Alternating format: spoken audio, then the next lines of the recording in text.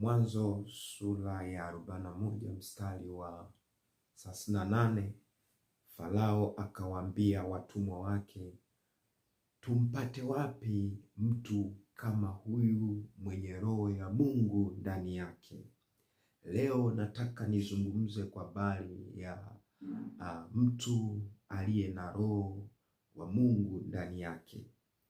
Mtu aliye na roho wa Mungu ndani yake, huyu ni mtu ambaye ni wa tofauti kabisa, kwa sababu yeye anapofanya jambo lolote anakuwa analitoa katika ulimwengu mwingine kabisa.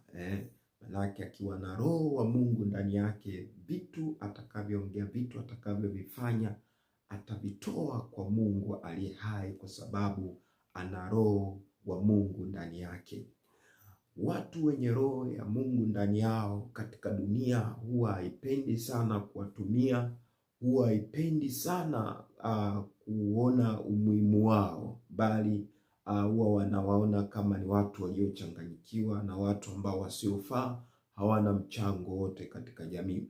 Lakini mtu aliye na roho wa Mungu ndani yake ni mtu muhimu sana katika jamii, ni mtu muhimu sana katika dunia. Mtu aliye na roho wa Mungu ndiye huleta masuluhisho katika jamii. Pale ambapo akili za watu zimekoma kabisa, hazina uwezo wa kuenda mbele zaidi, ndipo mtu wa Mungu aliye na roho wa Mungu ndani yake huleta suluhisho. Ilikuwa ni wakati ambapo Farao ameota ndoto, na hiyo ndoto Yusufu akaitafsiri kupitia Mungu, akamuongoza na kwamba itatokea njaa. Sasa Farao akasema, na tufanyaje sasa? Maana njaa kweli itakuja. Ameamini huyo tafsiri, asema njaa kweli itakuja, na tufanyaje sasa?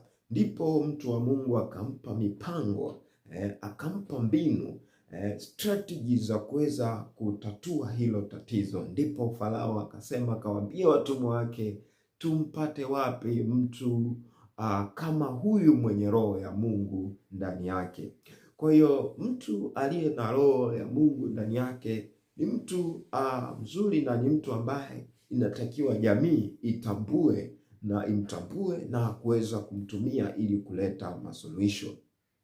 Mtu aliye na roho wa Mungu, yeye huona mambo kabla hayajatokea. Anaweza kaona kabla hata hayajatokea, inapaswa asikilizwe.